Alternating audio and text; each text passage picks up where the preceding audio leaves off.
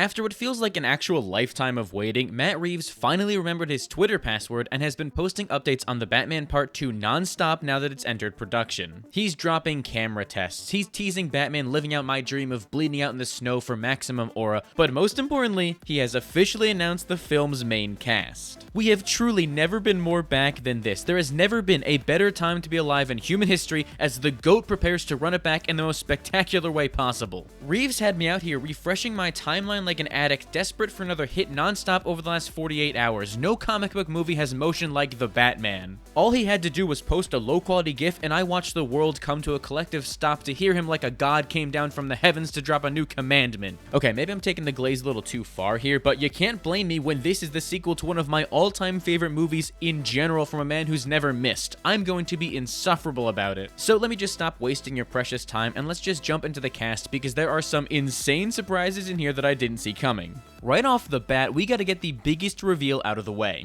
Batman is back in The Batman Part 2. I know, I couldn't believe it either. I thought he was gonna be busy filming another movie, but somehow they managed to book him, and now Batman returns. He followed that bombshell announcement up with a few other names that we'd all expect to return, so let me just run through them real quick. Starting with Alfred, who oddly enough felt more obvious than Batman himself, but a welcomed addition nonetheless. He is by far my favorite live-action version of Alfred with how much depth they gave him. Then we got Jeffrey Wright returning as Jim Gordon, also my favorite live-action version of that character. You're gonna start to notice a theme there, but I love this universe a lot. I really hope we get to see more of his personal life. Ideally, they would let this man cheat on his wife, which sounds crazy to ask for out of context, but I promise it makes him more interesting. He also confirmed that Colin Farrell would be back as the Penguin, who you can probably guess by now is a character who I want dead more than anything in my life. Don't you think I forgot for a second what that Oedipus complex having monster did to Vic in the Penguin finale? I have been praying every single day on his downfall and I cannot wait for Batman to dish out that justice. After that stunt he pulled, I need Batman to beat him until his face looks like his foot. Someone who looks much better than that, though, is Mayor Bella Royale, who's making a return in the sequel. I like that Reeves is even confirming small characters like that because it makes them feel infinitely more important to be announced alongside the big guns. So thank you, Matt, for actually caring about these characters and letting me see 3 hours of Jamie Lawson on my screen. Finally, rounding out this batch of familiar characters is the return of everybody's favorite, Officer Martinez. That silly little cop who Batman slowly won over on his journey is gonna make his grand return in the sequel, and my favorite thing about this is that he's the only person Reeves didn't refer to as my friend when making these tweets, which is so cold and so funny. He solved the whole mystery with the carpet tool. The least you can do is call him your friend.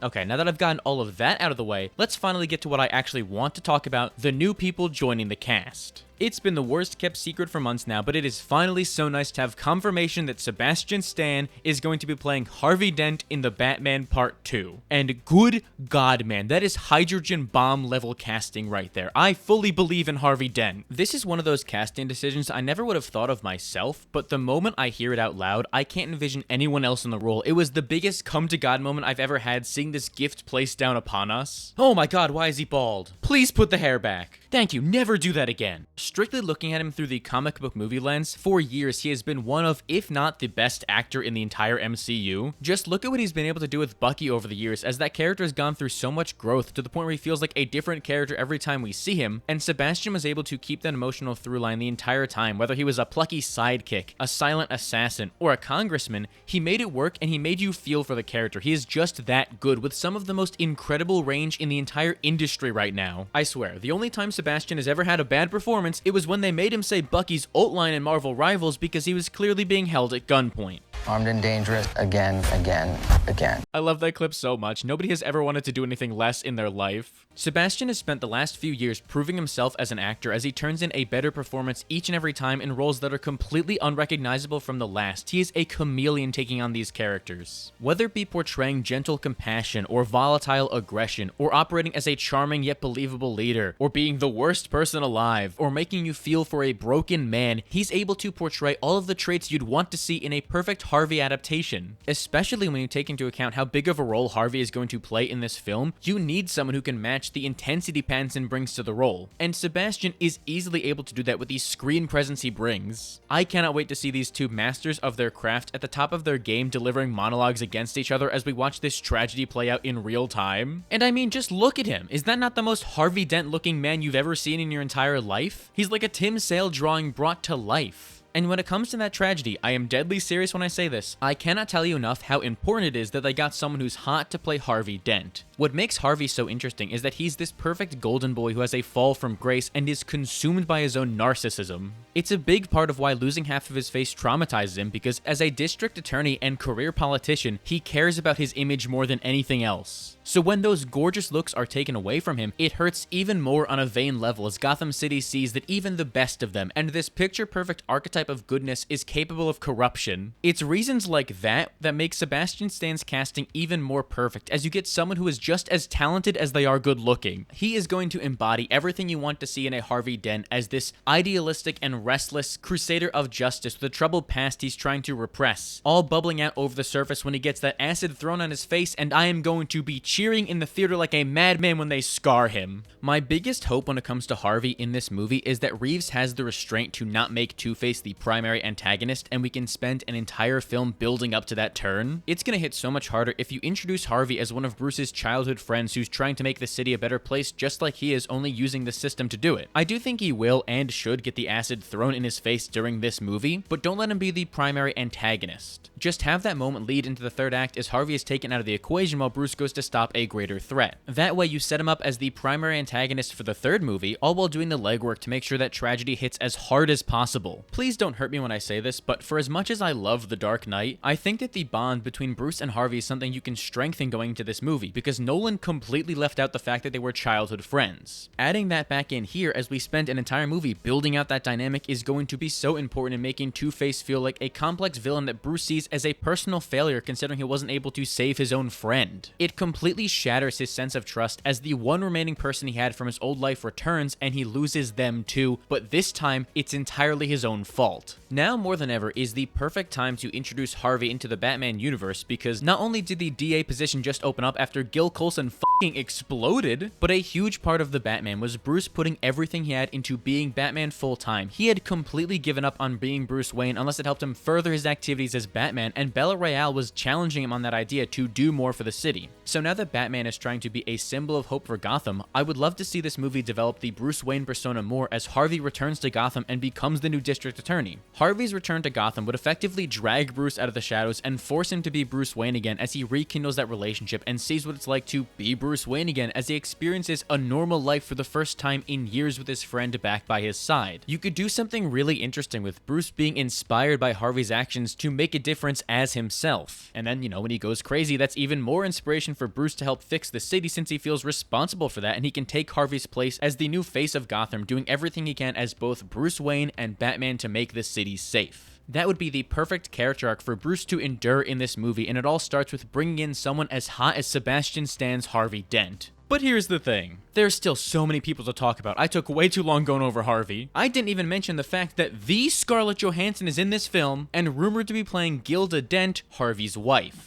I do find it funny in some kind of cosmic way that DC is giving me the Bucky Nat romance the MCU never could, but what a massive get to have Scarlett Johansson want to be in a Batman film, and apparently she reached out to them because the role was that good. This is the most profitable actress of all time we're talking about, a bona fide movie star who could apparently play a tree if she wanted to, and a massive name that's gonna get butts in seats. Even with a less than consistent filmography, everybody knows just how talented Scarlett is, and she's going to bring some real star power to a character like Gilda Dent. Call me a monster if you will, but I'm going to have a blast watching her and Harvey's marriage fall apart as he's spending too much time being the DA, not committing to their relationship enough. I basically want their dynamic to be like superhero marriage story as things spiral out of control and only push them both further down the path they're destined to go down. But what's really exciting to me is that outside of all the juicy character drama this is going to give us, it also finally shines a light on what story this movie is going to adapt. When Scarlett was first rumored to be joining the Batman Part 2 5 months ago, good lord, that went by too fast, but I made a video theorizing they're going to be further adapting The Long Halloween. And now that her role as Gilda Dent has been confirmed, I feel like it's safe to say Reeves is going to be putting his own spin on that story, especially considering the fact that he said the villain of the Batman Part 2 has never really been done before. Nobody has ever adapted Gilda as the villain Holiday in live action, so I see this being a realistic possibility. I know the Batman already took heavy inspiration from The Long Halloween, but if you look at where the cards have been dealt, this makes so much sense that I can't see Reeves doing anything otherwise right now, although I would love for him to surprise me. One of the biggest things about The Long Halloween is that it acts as a Two-Face origin story, and it's pretty much the only time in comics Gilda Dent has ever felt important. It also leads into Dark Victory, where Sofia Gigante acts as the main villain, a character the Penguin just introduced and set up for a massive future. It feels like everything in the Batman epic crime saga has been building up to that being what happens in part 3, so to get there first, we need Scarlett Johansson to play Gilda and become Holiday, brutally murdering people to try and bring her husband home. What's really interesting though is to tell that story, you're gonna have to make a lot of changes, which is really exciting. Alberto Falcone famously plays a huge role in that story, but in this universe, he died crazy style to give us the Penguin's best title card.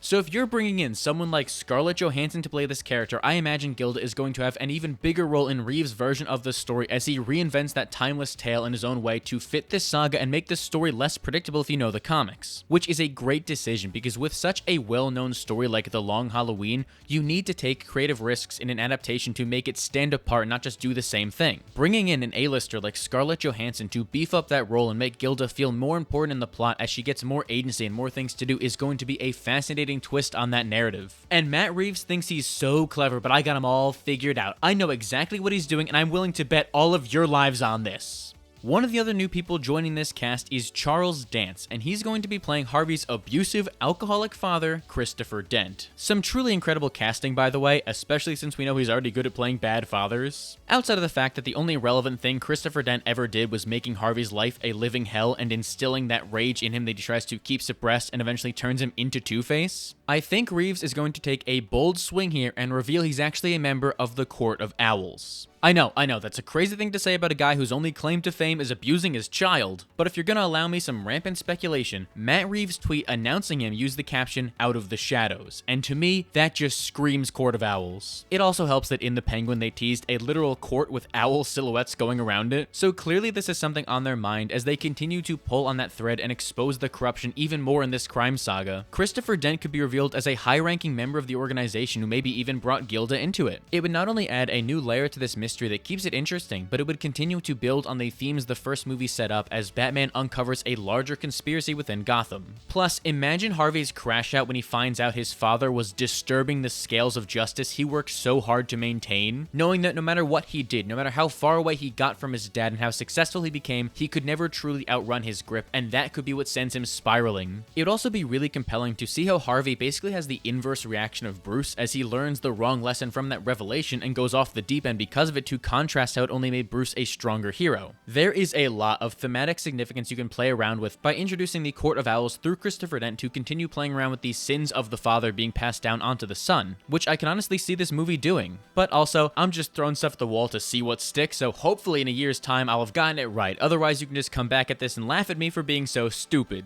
I really love how little we know about this though compared to the first movie. It makes things so much more exciting, especially if they are going down the Long Halloween route. I cannot wait to see what Reeves is cooking up and can spend all day theorizing, but we still have more casting to go through. One of the more surprising additions to the cast was an actor by the name of Sebastian... Hold on, I should probably look up how his name's pronounced first. Sebastian Koch. Koch, okay, Sebastian Koch. Damn it, that gets rid of like half of my jokes for this video. I was gonna say at least we're finally getting some kind of dick in this movie, but now I can't. Whatever, I will respect his pronunciation. German actor Sebastian Koch is joining the cast as a mystery character. And I think I've figured it out. Boys, girls, and all those who left conventional gender behind, we found our Robin. That's right, we got dick in this movie after all. Boom! Still made it work. In actuality, he's probably going to be playing the rumored Dr. Jeremiah Arkham character, which makes a lot of sense considering the nature of this story. But his role is something I've had a harder time cracking. Maybe they tie into this whole grand Court of Owls plot. Maybe he's going to help create another villain in this movie that's yet to be announced. Maybe he's just going to be Harvey's doctor. I genuinely don't know, and I know that's not very satisfying for a YouTube video about Batman theories, but I could see him fitting into the movie with the whole German scientist trope if they want to go down that route. In a perfect world, he'd be playing Hugo Strange because I desperately want to see him in a Batman movie, and that fits the whole villain we've never seen in live action thing Reeves said, but he doesn't quite have the Hugo Strange look I think they'd be going for, so who knows. Interestingly, Reeves' tweet did have the caption "locked and loaded for Gotham" in it, which does make me think he could be playing Harvey Bullock, which would be a great inclusion, and he definitely fits that look, but I think there's another actor who fits that bill much better.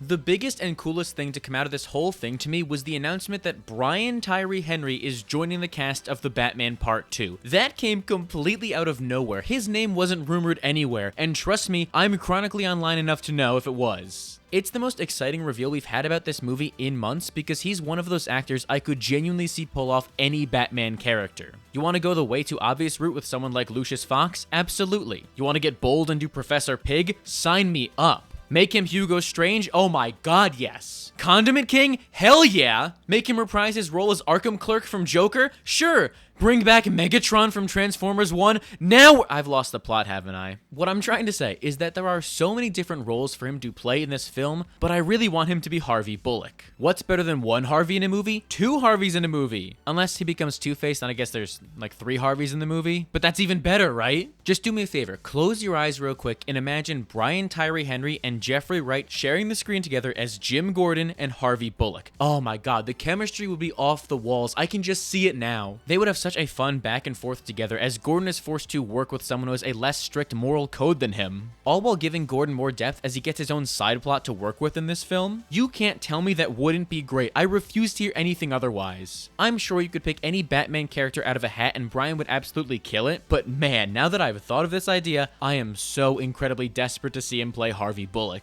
I also think it's really interesting to take a look at who's not been announced yet for this movie and see how that's going to inform the story. The most notable exclusion is Selina Kyle, but that makes complete sense considering the fact that she left Gotham at the end of The Batman. It would really undercut her arc if she came back the very next movie, so I'm glad they're going to be letting her breathe and not having Selina return right away since she doesn't think there's anything left for her in Gotham, but they will hopefully have a very natural way to bring her back in the next movie as she gets in contact with Sofia Gigante. After playing such a monumental role in The Penguin, I'm kind of surprised Sofia isn't going to be in this movie, but I do understand why, considering she just got arrested, so you gotta let those stakes play out for a bit. That being said, I do hope we get to see her again soon, because I always want to see more of her. Good god, man. Also not included in this movie with any signs of return is Paul Dano as the Riddler, but I do get that one more. You just did an entire movie with him as the big bad. You don't want to go back to him right away, so it makes sense to let him rot in Arkham for a bit before he returns, hopefully in the next film, especially when you take into account the big character they revealed at the end of The Batman, who I'm sure is going to play a huge role in the rest of the saga, that of course being that one dog who was swimming around. I need to know if he's okay, Matt Reeves, please, just announce that dog for the cast so I know he got to safety. That is all I care about. Oh my god, they put the Joker in that movie, didn't they? Right, they gotta circle back around to him eventually. I don't know if this is a hot take, but I'm pretty Jokered out nowadays, so I could go without him being a big bad in a Batman movie again. Ideally, if you want to use him in this universe, I do really like the idea of him being a Hannibal Lecter character that Batman has to go to for information on the criminal underworld. It could be interesting to bring him back as nothing more than a cameo in the next film as someone who's able to help inform Bruce on the Court of Owls as you put anarchy up against order. But if he's not there, his absence won't be felt too much. Whew, what a day this was. It's going down in the history books as the day we were blessed with the cast of The Batman Part 2 after 4 long, agonizing years of waiting, and the world became a better place. I genuinely don't think I've ever been more excited for a sequel in my life, and to think it's only a year away? Life is good, man. There is nothing that could ruin the endless happiness I feel. You're joking. Oh, hell no. We are not doing this again. Sink that cruise ship and everybody get inside right now. You are not taking Batman from me again. All right, I gotta take matters into my own hands. While I go recreate the Titanic, why don't you just let me know down below what your thoughts are on the Batman Part 2 cast? I would genuinely love to hear what everyone has to say and continue the conversation down below. And while you're at it, make sure to give this video a like and subscribe so you don't miss the next one. If you don't do it, I'm throwing acid all over your face. But I'm not going to be careful enough to only get half your face, I'm getting the full face. So either subscribe or become no face, I guess.